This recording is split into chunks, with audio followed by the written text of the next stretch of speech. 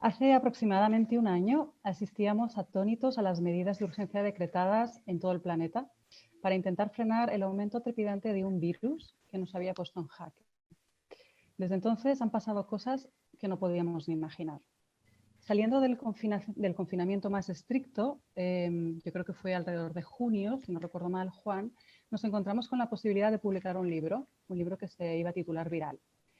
El contenido del libro, así como el perfil de su autor, no nos pudieron parecer mejores ni más oportunos, como se ha demostrado desde su publicación hace un poquito menos de 2 meses. Yo creo que salió el 14 de enero. Por el éxito en ventas, porque ya tenemos 3 ediciones en el mercado, y por el interés que ha despertado en la prensa, reflejado en una apretadísima agenda de comunicación. Viral es una gran aventura científica y humanista, lo hemos repetido en un montón de foros, escrito desde un punto de vista científico, biológico y médico, que tiene un gran componente humanístico que lo hace muy atractivo, con un montón de anécdotas históricas, filosóficas, artísticas, literarias y de otras disciplinas como la física y la astrofísica, y que creemos que eso es lo que lo ha convertido en el libro científico de divulgación de la pandemia. Juan Fuello es un referente mundial en investigación en ingeniería genética de virus, es profesor en el Departamento de Neurooncología del MD Anderson Cancer Center en Houston y miembro de la American Academy of Neurology. Juan, muchísimas gracias en nombre de Penguin Random House por estar esta tarde con nosotros. Yo sé que estás ocupadísimo, así que te lo agradezco de verdad, de corazón. Bueno, pues estar aquí con nosotros en una charla con un montón de preguntas que te tenemos. Pues esto, ¿no? Estando ya tan cerca, estando tan a las puertas de que se cumpla ese primer año del confinamiento más estricto en España, ¿no? Que es el 13 de marzo. En esta charla me gustaría arrancar con una afirmación tuya, Juan. Yo te la haré como en forma de pregunta. Pasar a hacer un poquito de repaso sobre cosas que han pasado en este último año, de las que ya pues, se han hablado, que las hemos visto en prensa. Y también no vamos a jugar a la predicción, pero sí que me gustaría que pudiéramos preguntarte, que nos pudieras explicar algunas cosas que nos pueden preparar en este futuro más inmediato, en este contexto actual, en este contexto que estamos viviendo. Entonces, la pregunta, esta afirmación tuya es, Juan, ¿este es el planeta de los virus? Buenas tardes, Yolanda. Encantado de estar aquí. Muy contento de trabajar con vosotros. Sí, o sea, la afirmación que Carl Sagan hizo famosa, ¿no? Era de que había más estrellas en el cielo que granos de arena en todas las playas de la Tierra, ¿no? Entonces, hay más virus que estrellas en el cielo. Este es el planeta de los virus por el número, que asusta la magnitud, pero también porque ellos llevan aquí cientos de millones de años, probablemente miles de millones de años. Y nosotros llevamos muy poco tiempo, ¿no? Hace poco tiempo que salimos bajamos de los árboles y salimos del bosque, ¿no? Nuestra civilización, si contamos cuando empieza la agricultura, tiene 20.000 años, o sea que acabamos prácticamente de llegar en un calendario cósmico, ¿no? Y ellos llevan aquí muchísimo tiempo. Sí, este es el planeta de los virus, es su planeta, son mucho más poderosos en el sentido del daño que nos pueden causar que nosotros, que tenemos muy pocas defensas contra ellos. Uh-huh. Me gustaría, bueno, tú trabajas en un laboratorio junto a tu mujer, Candelaria Gómez Manzano, trabajáis con virus, si no me equivoco con adenovirus, que creo que es el virus del resfriado, en la investigación de tratamiento con inmunoterapia en tumores cerebrales. Entonces me gustaría, pensando en cómo, o sea, en la versión oficial que tenemos hoy en día de cómo se desencadenó esta pandemia, y pensando en ese famoso laboratorio de Wuhan, te tengo como tres preguntitas que van como una detrás de la otra para ver si tú nos las puedes desarrollar, ¿no? La primera sería esta, ¿no? A día de hoy, ¿cuál sería esa versión oficial de la aparición de la COVID-19? ¿Es cierto? ¿Se trata de un virus creado en un laboratorio en Wuhan que se escapó por accidente? ¿O podemos creer efectivamente, ¿no? La historia de los murciélagos, que este virus, el portador era un murciélago, y si fuera así, ¿cómo pasó al hombre? ¿No? Y como toda esta serie de noticias, y hay como una versión oficial acerca de esto. Sí, bueno, no hay versión oficial, ese es el problema, porque al menos que creamos la versión oficial de la China, que es que el virus se inició en un mercado húmedo donde había murciélagos que estaban contaminados por el virus, ¿no? Pero la Organización Mundial de la Salud ha estado en la China hace poco y no han conseguido obtener ninguna respuesta clara. Lo único que sabemos de este virus, sabemos dos cosas, ¿no? Una, que no ha sido manipulado por el hombre, o sea, es un virus salvaje. Otra, que tiene una gran homología con virus de este tipo que viven en murciélagos. O sea, esas dos cosas las sabemos. Los murciélagos, ya sabes, es el mamífero más común. 1 de cada 5 mamíferos es un murciélago, están en todos los sitios, ¿no? Eso constituye un gran peligro, ¿no? Pero se da la casualidad que en Wuhan el murciélago no es una delicatessen, la gente no toma la sopa de murciélago famosa que podía escoger el coronavirus, ¿no? Y incluso en ese mercado húmedo no parece que hubiera murciélagos. Esas son dos cosas interesantes. La otra cosa circunstancial es que a pocos kilómetros de ese mercado húmedo está el mejor laboratorio de la China de virología, el único que tiene grado de seguridad 4, que es el nivel más alto. Y también se da la casualidad que la directora del equipo de virología es una científica con fama internacional reconocida por trabajar en coronavirus. Entonces ha publicado mucho sobre coronavirus. Yo trabajo en un laboratorio, conozco la historia de los laboratorios de la gente que trabaja con virus. Los accidentes pasan. No se ha podido descartar que haya habido un contagio mientras trabajaban con un coronavirus en alguien del personal del laboratorio y que ahí se iniciara la epidemia. Podría ser un rumor y lo podríamos dejar así, pero a mí no me gusta callar este rumor. No es una conspiración, es una teoría, es una hipótesis. No me gusta callarlo por la falta de transparencia que ellos tienen. Ellos podrían haber dejado que la gente de la OMS examinara, por ejemplo, aguas residuales de cuando empezó la pandemia para ver si había coronavirus en esas aguas residuales, y no ha sido posible porque no les han dado las muestras. O sea que la transparencia, digamos, del gobierno chino no ha sido muy clara. Ten en cuenta que censuraron al primer médico que diagnosticó la enfermedad del coronavirus y que al final este médico, por la falta de precauciones, etcétera, acabó falleciendo del coronavirus, ¿no? O sea, tenemos este problema a veces de la opacidad de los gobiernos que se oponen a la transparencia científica. De acuerdo.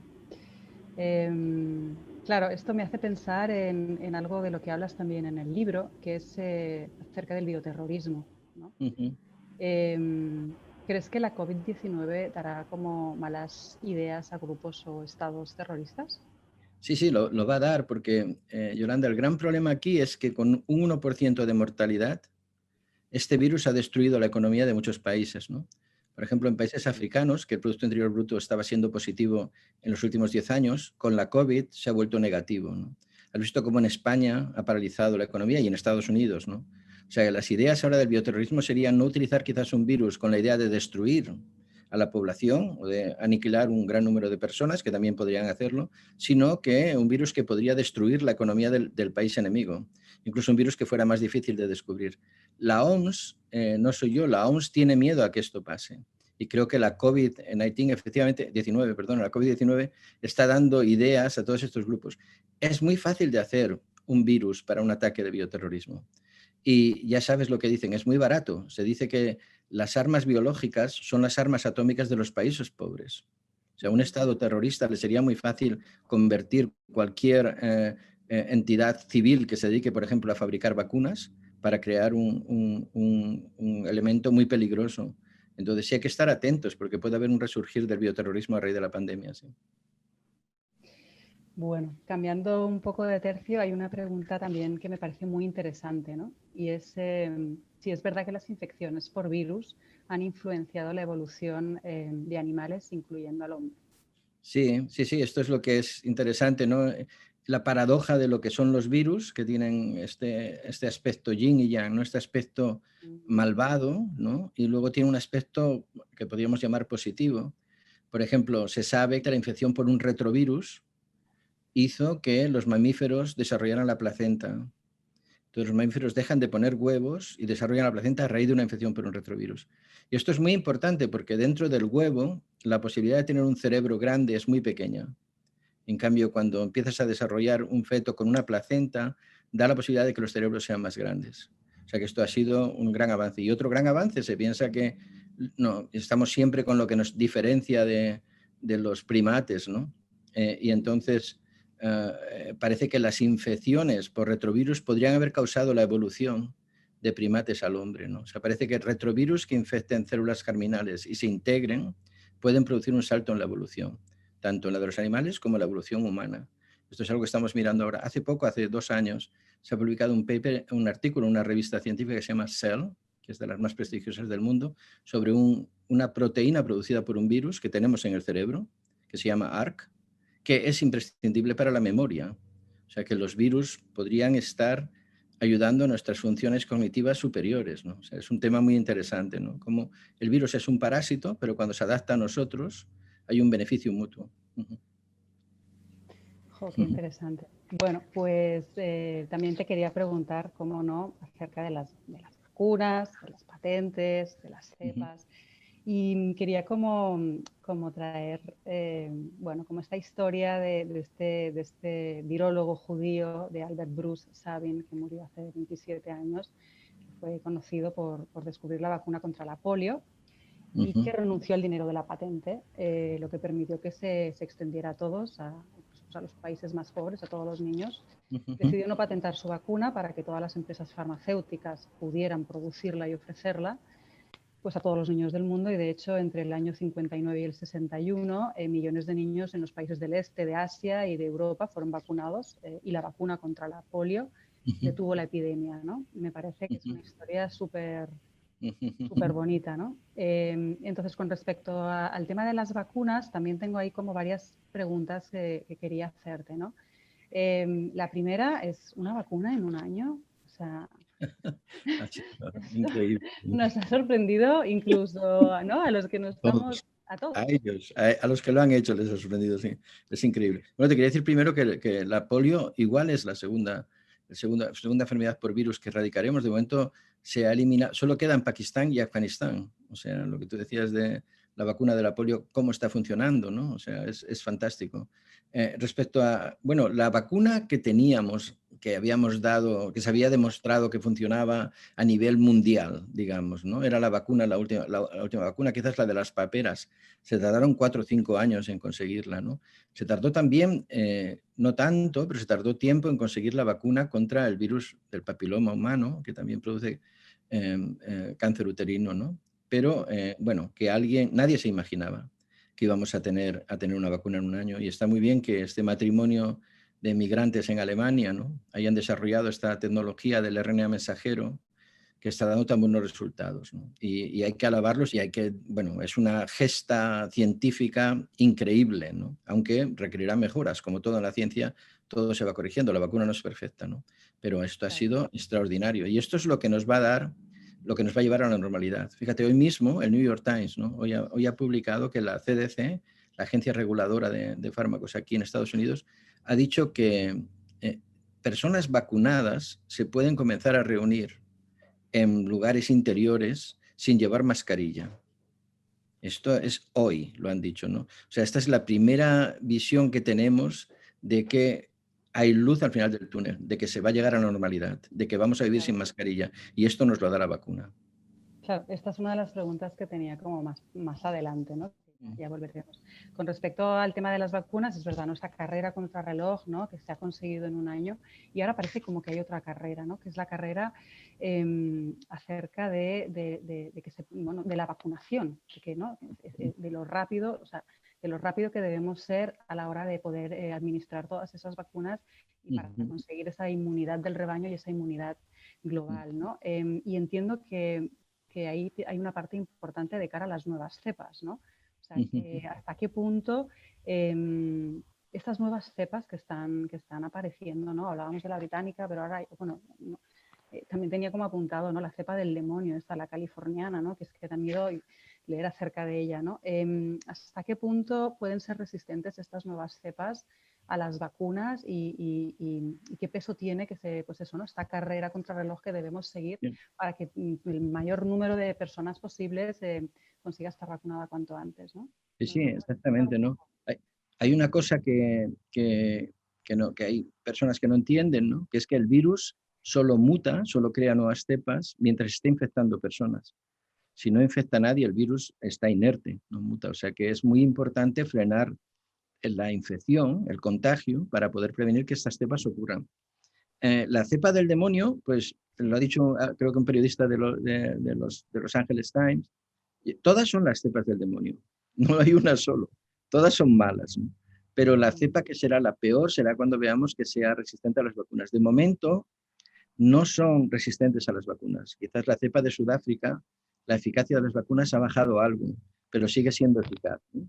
Aunque quizás para algunas vacunas más que para otras. Pero aún tenemos las vacunas que estamos utilizando ahora mismo, cubren todas las variantes, entonces eso es importante. Pero si, por ejemplo, si decidiéramos vacunar solo al primer mundo, ¿no? Europa, Estados Unidos, Canadá, bueno, la China se va a vacunar, tiene sus propias cosas, etcétera, ¿no? Y no vacunamos, por ejemplo, a países pobres de África, ¿no? El virus seguiría multiplicándose allí e inmediatamente aparecerían variantes que son resistentes a las vacunas que nosotros tenemos, con lo cual volveríamos a estar en la casilla de salida. La vacuna que tenemos ahora no serviría para nada, habría que generar otra. O sea que es muy importante que la vacuna se extienda a todo el mundo. Y es la idea que, bueno, la idea que tenemos que tener es que vivimos, el planeta es un solo país ahora mismo. Entonces no sirve, quizás es el fracaso un poco de los gobiernos populistas que miran solo hacia ellos, ¿no? Al virus no lo detienen las fronteras, no le detienen que digas, en mi país voy a vacunar esta etnia, pero esta otra etnia no la vacuno porque son enemigos o porque son emigrantes. Bueno, pues esa otra etnia es la que te va a causar el problema más adelante y va a ser más grave.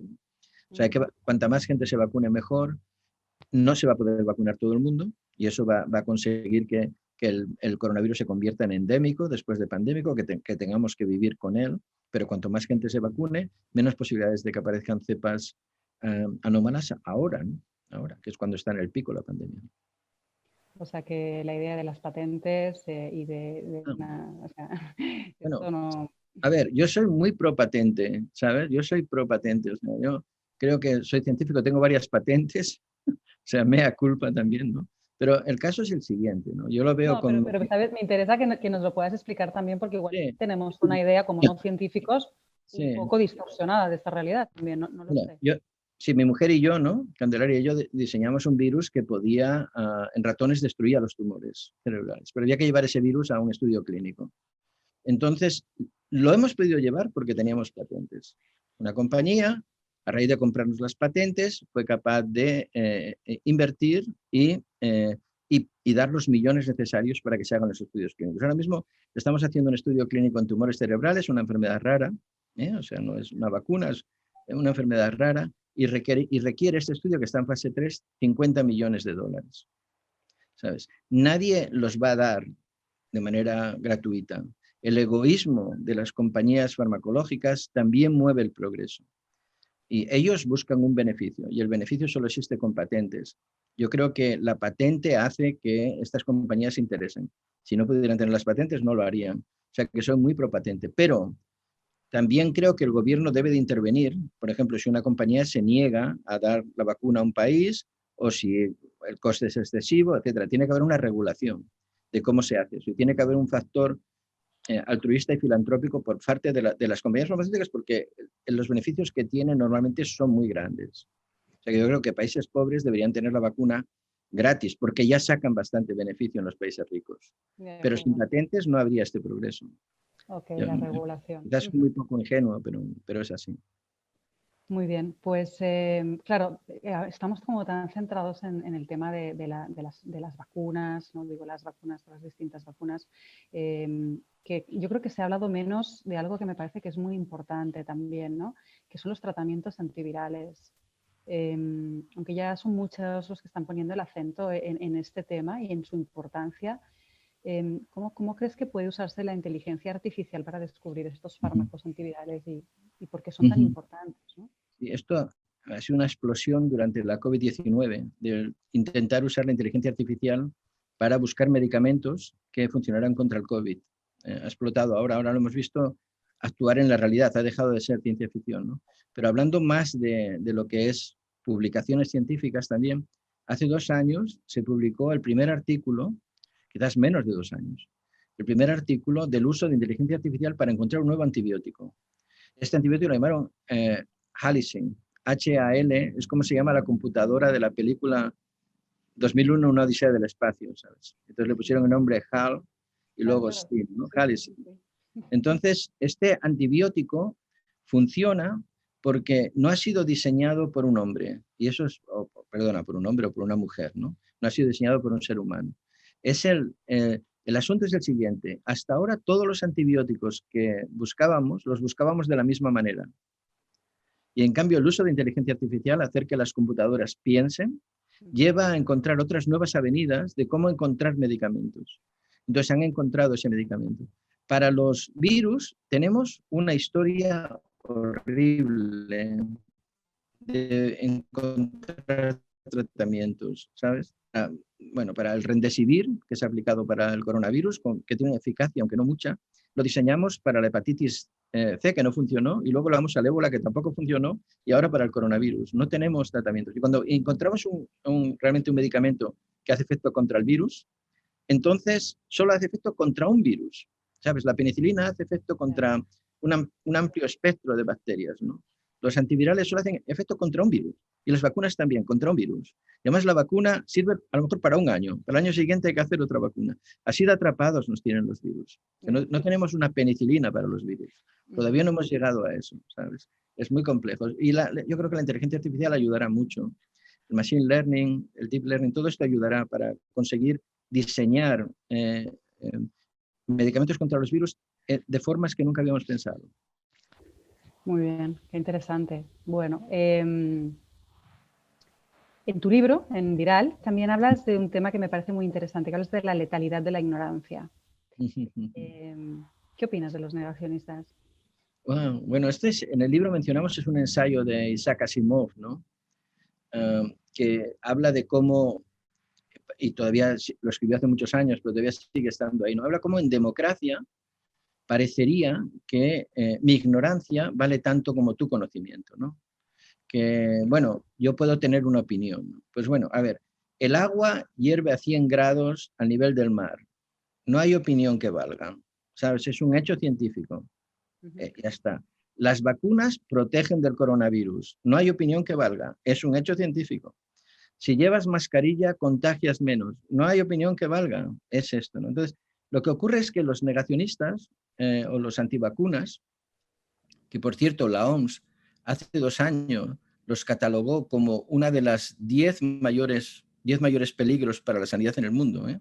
O sea que es un problema que no hay que, ¿sabes? No hay que despreciar. Pero aquí, por ejemplo, en Estados Unidos son un grupo muy heterogéneo. Hay, por ejemplo, las llaman las yogi mothers, mujeres muy ricas que hacen yoga en California, que no vacunan a sus hijos, ¿sabes? Hay grupos de religiosos ortodoxos en Nueva York, por ejemplo, judíos, que no vacunan a sus hijos, ¿sabes? Hay otros que, por ejemplo, están con la conspiración esta de QAnon, ¿no?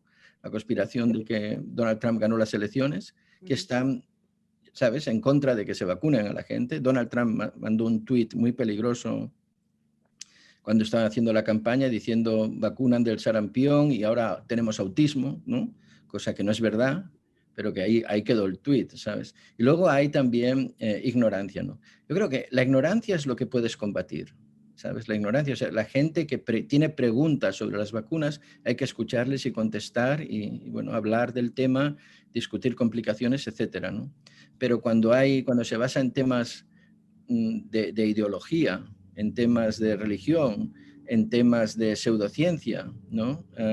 De una conferencia ahí en la Universidad de Lérida un día, ¿no? Y al lado estaba este señor que cura el autismo poniendo gotas de lejía en el agua, ¿sabes? Cosas así, ¿no? O sea, esto es más difícil de atacar. La ciencia nunca ha querido, los científicos no han querido rebajarse a explicar punto por punto la divulgación, ¿no?, que hacemos ahora a la sociedad. O sea, siempre están centrados en su trabajo en el laboratorio, etcétera, ¿no? Hay que salir del laboratorio, hay que ir a los medios de comunicación y hay que explicar cómo son las cosas de una manera clara, ¿no? No te ponen un chip cuando te ponen la vacuna. Yo me he puesto la vacuna, te da el poder psicológico que te da solo ponerte la vacuna es enorme. Me he puesto las 2 dosis, mi mujer también. Somos unos privilegiados. Y en España yo creo que está pasando este fenómeno ahora, espero que dure mucho tiempo, ¿no? Que como ha habido algún cura, ¿no?, que se ha puesto la vacuna antes que los feligreses, algún general se la ha puesto antes de los soldados, algún sindicalista antes que los obreros, ¿no?, algún político antes de que la gente que le vota, ¿no? Entonces yo creo que De esto varias polémicas, sí. ha concienciado a la gente, ha sido psicología inversa, ¿no? Y les han pensado, oye, si ellos se lo quieren poner y se saltan la cola, ¿no? Incluso hay gente que se va a Abu Dhabi, ¿no? A ponerse la vacuna. Sí, debe ser que la vacuna es buena, ¿no? Y esto yo creo que a ver si tiene este efecto de concienciar a la gente y de que la gente se vacune, porque las vacunas son buenas y gracias a Dios las complicaciones son mínimas. Sí, estamos de acuerdo. Bueno, pues vamos a empezar con las predicciones un poco. Venga. ¿Cuándo podremos decir que se ha terminado o que se ha superado la pandemia, Juan? ¿Cuándo crees? Sí, bueno, la pandemia como una enfermedad predominante, o sea, una enfermedad que llena los hospitales, que llena las Me has camas dicho de que será UCI. endémico, ¿no? No será pandémico, Sí, pero vale. no, será endémico, pero a nivel de tener esta enfermedad que la mayoría de los pacientes en un hospital pueden ser COVID, o que la mayoría de las camas de UCI las requieren enfermos con COVID. Yo creo que esto en España lo dejaremos de ver este verano. O sea, yo creo que van a pasar dos cosas, ¿no? Va a mejorar la pandemia en el verano y probablemente en otoño va a resurgir la economía, porque va a volver la economía del turismo, que ha sido muy castigada por todo esto. Si las cosas se hacen bien, todo pendientes de que no salga una cepa que nos destruya o que haya errores en la distribución de las vacunas, yo creo que se tiene que ir progresando, ¿no? Es difícil progresar. Aquí ahora mismo en Estados Unidos tenemos casi un 13% de gente vacunada. Pues no sé cuál es el porcentaje en España, pero sabemos que hay que llegar a porcentajes de 65-70% para tener esta inmunidad de rebaño, ¿no? Pero bueno, el objetivo aquí en Estados Unidos es en agosto tener a casi todo el mundo vacunado. Yo creo que en España también se puede conseguir. Entonces, si esto es así, parece que el gobierno está en ello y parece que la oposición, a ver si lo entienden, y todo el mundo trabaja juntos. Es una única guerra para todos, ¿no? Esto de la pandemia. En el verano estaríamos muchísimo mejor si no se desarrolla otra cepa, etcétera, ¿no? ¿Y qué es lo que podemos hacer mejor para que esto ocurra? Bueno, primero vacunarse en cuanto que te dejen, ¿no? Vacunarte ya mismo. Esto es lo primero. La distancia social, la mascarilla, ¿hasta cuándo? Todo esto es perfecto. Yo creo que no, que después del verano estaremos sin mascarillas, sí. Pero ahora mismo la mascarilla es obligada, es muy poco esfuerzo, ¿no? A lo mejor si tienes que trabajar como hay gente en los hospitales, ¿no? 12 horas, 16 horas con la mascarilla puesta, ¿no? Que salen con las marcas en la cara. Esto puede ser un poco agotador, pero ellos también lo hacen, ¿no? Los demás siempre te puedes escapar a algún sitio y quitarte la mascarilla si te oprime, pero hay que ir a todos los sitios que se puedan con la mascarilla, hay que mantener la distancia social, hay que usar el sentido común, a ver qué va a pasar en Semana Santa. Esto asusta un poco, ¿no? Yo Asusta creo un que poquito pensar en una cuarta ola, ¿no? Es como, sí. y los niños en este sentido, estaba pensando en el tema de las mascarillas, por ejemplo. Yo tengo dos hijos que están en el colegio, en secundaria, y claro, ellos están yendo al colegio y llevan la mascarilla 8 horas diarias, ¿no? No les supone ningún esfuerzo. Luego Se si vienen adaptan bien a casa, perfectamente. son los primeros que se ponen la mascarilla, no hay ni que decírselo. Y incluso el otro día mi hijo me decía, pues mira, oye, yo lo de la Semana Santa tengo muchas ganas de salir de Barcelona, pero casi prefiero que pase esto y que podamos estar más tranquilos que no volver a empezar, ¿no? Y tiene 10 años. Dije, pues Sí, yo un creo poco, que ese es el sentido común que yo creo que ha calado incluso en los más pequeños, ¿no? sí, Yolanda. Bueno, en ellos más que en los demás. Ellos se adaptan más rápido. Fíjate que tanto para la pandemia como para el cambio climático son los que lo tienen más claro. Desde luego. Son los más responsables. Sí. Pues pensando en esto que me contabas hace unos segundos, de esta publicación, ¿no? de Nueva York, ¿no? de que se pudiera como compartir una sala sin máscara, estaba pensando en eso, en cómo vamos a convivir dos especies, ¿no? Las de los vacunados y las de los no vacunados, ¿no? Yo ya por suerte conozco a mucha gente que está vacunada ya. Yo todavía no me he vacunado, pero bueno, entiendo que a lo mejor pues dentro de un mes y medio, pero ya empieza como a haber esta sensación de los vacunados y de los no vacunados. Y luego hay otro tema también, que es el del pasaporte del pasaporte de vacunas, ¿no? ¿Qué opinión tienes acerca de Sí. estos Bueno, dos temas? sí, con respecto a vacunados y no vacunados, es un tema muy dinámico, ¿no? Muy fluido. Cada vez va a ir habiendo más vacunados y menos no vacunados y ya está, eso acabará ahí. Con respecto al pasaporte de vacunas, no lo sé. Aquí en Estados Unidos hay muchas restricciones para viajar. Mi hospital no me deja viajar a Cataluña, no me va a dejar veranear en Calafell. No sé, pero y me gustaría que si me dan un pasaporte de vacunas, que pusiera que estoy vacunado y eso me permitiera viajar, pues igual tendría algunas ventajas, pero no sé, es un requerimiento político. Y me temo que al final puede ser utilizado pues, contra la inmigración, ¿no? Que nunca van a tener, nadie en una patera va a tener un pasaporte de vacunado, ¿sabes? Entonces no sé cómo se va a utilizar esto. Digamos, para los que vivimos más o menos bien, nos Ujú, iría bien que nos dieran un pasaporte. Para ujú. los que viven mal sería otra vez otra manera de marginarlos, ¿no? O sea que puede tener, a ver, lo tendrían que hacer con mucho cuidado. Ya entiendo. Bueno, vamos a ir terminando, pero quería preguntarte por un tema que es muy interesante y además que sé que a ti te importa mucho, que es el tema del cambio climático, ¿no? ¿Crees que ha calado suficientemente la idea de que las pandemias y los virus van de la mano del cambio climático? Qué importante es todo esto, Juan. Sí. Primero no ha calado la idea del cambio climático, lo cual ya es alucinante, aunque es una guerra que estamos teniendo no desde hace muchos años, ¿sabes? O sea, quizás el primer artículo de cambio climático en ciencia, en Science, en la revista Science, creo que sale en los 80.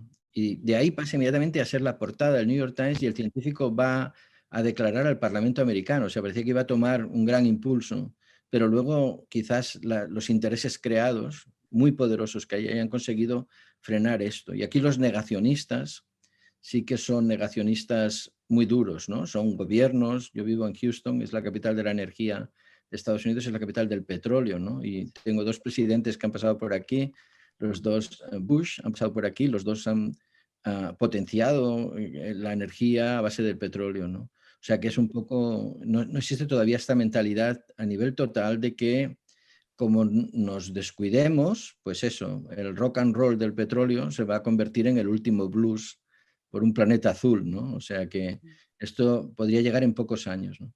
La relación entre las pandemias y el cambio climático es muy clara y la ha explicado muy bien María Neira, que escribe el Ujú, prefacio de ujú, Viral, que es una dirigente de la OMS y ha publicado en varias entrevistas, una de las últimas en El País hace poco, recientemente.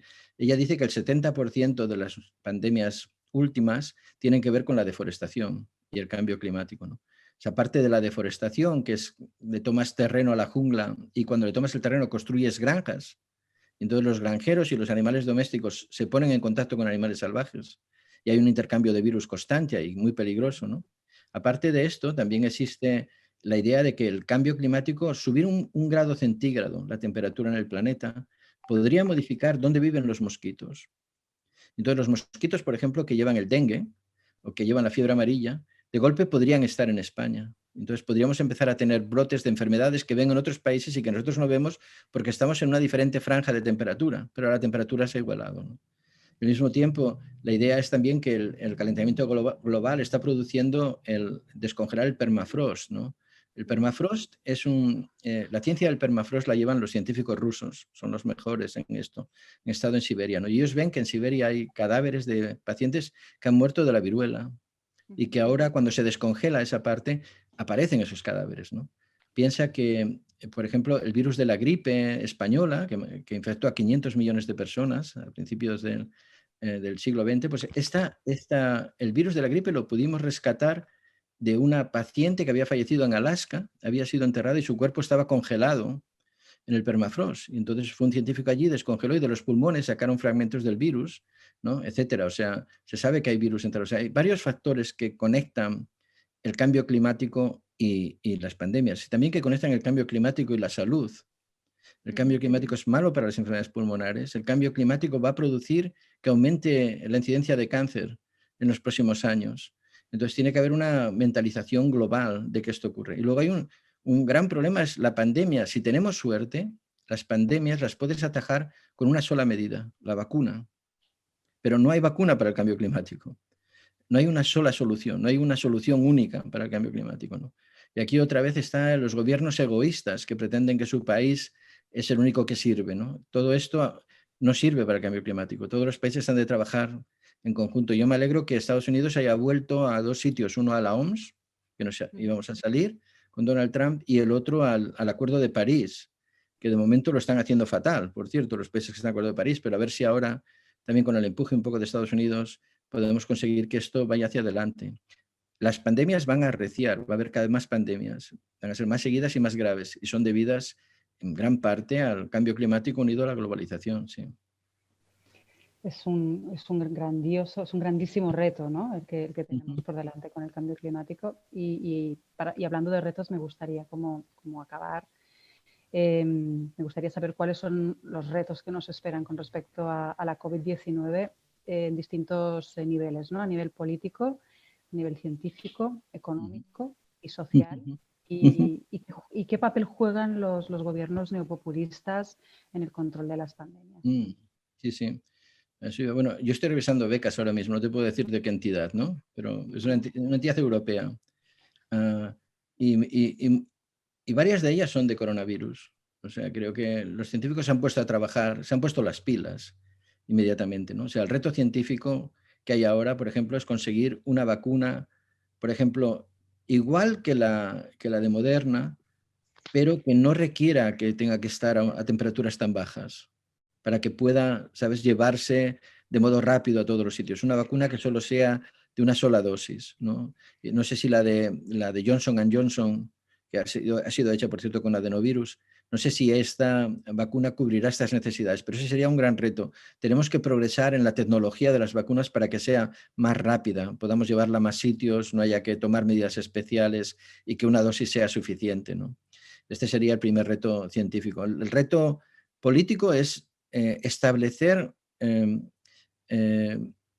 comisiones supranacionales que vigilen las pandemias. La frase en epidemiología es que un brote por un virus nadie lo puede evitar, pero una pandemia es opcional, ¿no?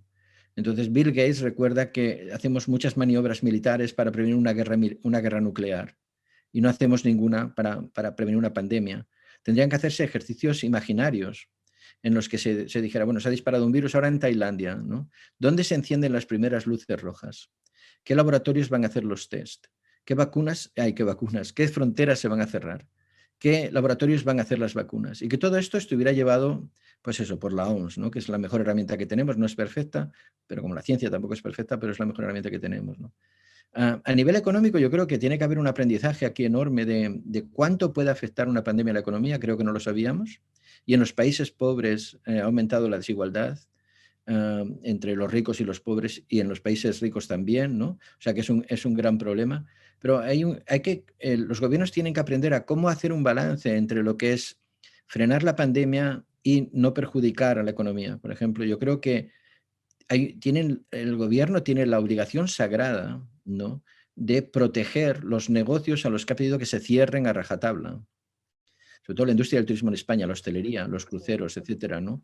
Todas tendría que haber dinero y lo hay, ¿no? Pero tendría que haber todo el dinero posible para poder que estos negocios, una vez pase la pandemia, vuelvan a funcionar, que no haya despidos, etcétera, ¿no? Que se controle todo esto, ¿no? En cuanto al populismo, yo creo que la pandemia ha sido la causa de que Donald Trump perdiera las elecciones, no hay duda. La economía iba bien antes de la pandemia. Vino la pandemia, ignoró el virus y perdió las elecciones, ¿no? Yo espero que esto les quite fuerza a los populistas en todo el mundo. No se puede poner tu país por delante, o al menos no lo puedes poner por delante y decir que los demás países no existen. El primer enfermo con coronavirus fue un alemán, un ciudadano alemán, en La Gomera. El primer enfermo en España, ¿no? El primer enfermo, un brote grande en la India fue llevado por un grupo de italianos que viajaron allí. El primer enfermo en Estados Unidos venía de la China, llegó a Seattle. ¿Sabes? En Nueva York han tenido cepas de varios sitios de Europa y de todo el mundo, ¿no? O sea, la globalización hace que pensar que tu país es único, es absurdo, y pensar eso solo condenas a que tu país vuelva a sufrir más. Si ahora, por ejemplo, Estados Unidos no participa en que se puedan proveer vacunas a países de África, aparecerán nuevas cepas que acabarán siendo un peligro para Nueva York, Chicago, San Francisco o Los Ángeles, ¿no? O sea que el populismo, en cuanto al cambio climático y en cuanto a las pandemias, el populismo es una de las peores maneras de gobernar. Para otras cosas igual es mejor, pero para esto desde luego no. De acuerdo. Bueno, pues no sé, me quedaría una hora más hablando aquí contigo, Juan. No te vamos a hacer eso porque sé que estás súper ocupado. Quería agradecerte de nuevo pues tu generosidad con tu tiempo, que te hayas prestado a esta charla, que nos hayas contestado todas estas preguntas tan interesantes. pues muchas gracias en mi nombre, en nombre de Penguin Random House. Y nada más. ¿Podemos ser optimistas entonces? Yo creo que tú eres un optimista.